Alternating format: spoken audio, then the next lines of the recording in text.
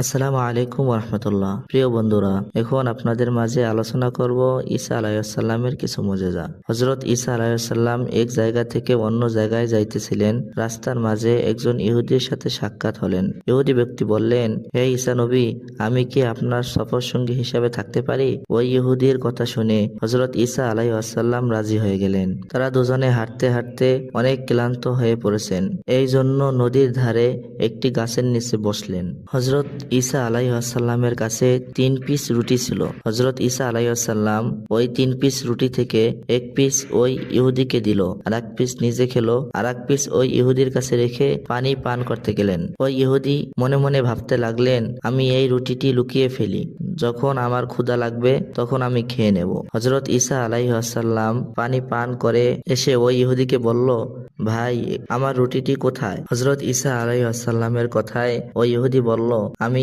এই রুটির কথা কিছুই বলতে পারি না। হযরত ঈসা আলাইসাল্লাম ওই ইহুদির কথা শুনে তার দিকে অবাক নয়নে তাকিয়ে রইলেন। হযরত ঈসা আলাইসাল্লাম জানতেন এই রুটিটি সেই চুরি করেছে, কিন্তু হযরত ঈসা আলাইসাল্লাম ওই ইহুদিকে কিছুই বললেন না। তারা দুজন আবার হাঁটতে রইলেন। তারপর তারা দুজনে হাঁটতে লাগলো। অনেক দূর হাঁটার পর একটি জঙ্গলের কাছে আসলো। হযরত ঈসা আলাইসাল্লাম এর ক্ষুধা লাগায় জঙ্গলের ভিতরে একটি হরিণ দেখতে পায়। হযরত ঈসা আলাইসাল্লামের অনেক ক্ষুধা লেগেছে। জঙ্গলের ভিতরে তাকিয়ে দেখে অনেকগুলো হরিণ ঘোরাফেরা করতেছিল। ওখান থেকে হযরত ঈসা আলাইসাল্লাম একটি হরিণকে ডাকলেন। হরিণটি তার কাছে এসে দাঁড়ালো। হযরত ঈসা আলাইসাল্লাম হরিণটিকে আল্লাহর নামে জবাই করলো এবং হযরত ঈসা আলাইসাল্লাম ও ইহুদি রান্না করে খেয়ে ক্ষুধা নিবারণ করলেন। তারপরে হযরত ঈসা আলাইসাল্লাম ওই হরিণের হাড়গুলোর দিকে তাকিয়ে ইশারা করে বললেন, জীবিত হয়ে যাও আল্লাহর নামে। এই কথা বলার সাথে সাথে ওই হরিণটি আবার আগের মতো জীবিত হয়ে গেলেন। এটা দেখে ওই ইহুদি অবাক হয়ে তাকিয়ে রইল। হযরত ঈসা আলাইসাল্লাম এই মুজিজা দেখানোর পরে ওই ইহুদিকে বলল, তুমি সত্যি করে বলো, আমার আরেকটি রুটি কে নিয়েছে? ইহুদি আগের মতো বলল, আমি বলতে পারি না। হযরত ঈসা আলাইসাল্লাম ওই ইহুদির মিথ্যা কথা শুনে অনেক কষ্ট পেলেন। ওই ইহুদিকে ঈসা আলাইসাল্লাম কিছুই বললেন না। তারপর তারা দুজনে আবার হাঁটতে লাগলেন। হযরত ঈসা আলাইসাল্লাম ও ওই ইহুদি হাঁটতে হাঁটতে একটি পাহাড়ের কাছে পৌঁছালেন। পাহাড়ের কাছে একটি নদী ছিল। ঈসা আলাইসাল্লাম ও ওই ইহুদি দুজনেই নদী পার হওয়ার জন্য অনেকক্ষণ পর্যন্ত নৌকা খুঁজতেছিল। নৌকা না পেয়ে হযরত ঈসা আলাইসাল্লাম বাধ্য হয়ে ওই ইহুদির হাত ধরে পানির উপর দিয়ে হাঁটতে হাঁটতে নদী পার হয়ে গেলেন। হযরত ঈসা আলাইসাল্লাম এর এই মুজিজাটি দেখে ওই ইহুদি হতভম্ব হয়ে গেলেন।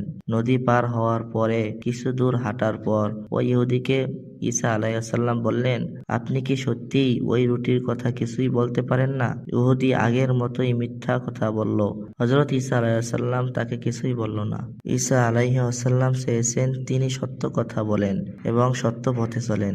এজন্য ঈসা আলাইসাল্লাম বারবার ইহুদিকে একই প্রশ্ন করলেন। তারপর তারা দুজন আবার হাঁটা শুরু করলেন। হাঁটতে হাঁটতে এক জায়গায় এসে দাঁড়ালেন। দাঁড়ানোর পরে কিছু বালু আর কিছু মাটি একত্রিত করলেন।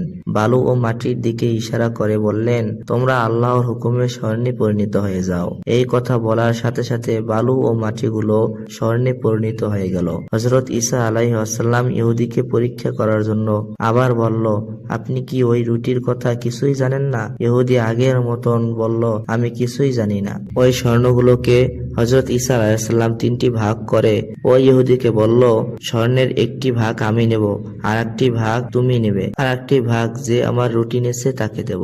ইহুদি এই কথা শুনে স্বর্ণের লোভে পড়ে সত্য কথা বলে দিল, বলল, সেই রুটি আমি নিয়েছি। হযরত ঈসা আলাইহিসসালাম মনে মনে ভাবতে লাগলেন, এই লোকটি অনেক বড় মিথ্যাবাদী এবং লোভী।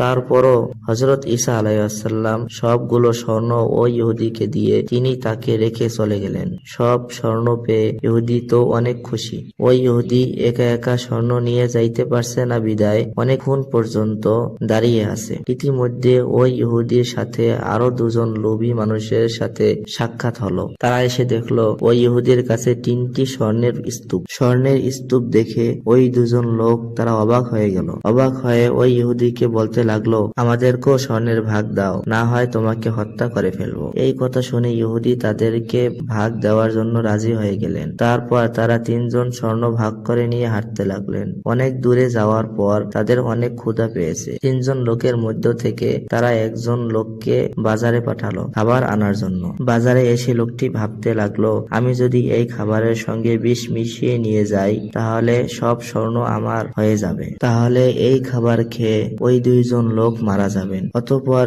এই সব স্বর্ণগুলো আমার একার হয়ে যাবে। এই লোকটি তাই করলো, খাবারের সঙ্গে বিষ মিশিয়ে নিয়ে গেল। তারা 2 জন বসে বসে কুপরামর্শ করতে লাগলেন যে ওই লোকটি আসার সাথে সাথে তলোয়ার দিয়ে তাকে মেরে ফেলবো, তারপরে তার ভাগের স্বর্ণ আমরা 2জনে ভাগ করে নিয়ে যাব। ওই লোকটি খাবার নিয়ে আসা মাত্রই তাকে তলোয়ার দিয়ে হত্যা করে ফেললো, অতঃপর লোকটি সাথে সাথে মারা গেল। তারা 2জন ওই লোকটিকে হত্যা করার পরে তারা ওই বিষের খাবার খেতে বসে গেল। তারাও ওই বিষের খাবার খেয়ে 2জনেই সাথে সাথে মারা গেল।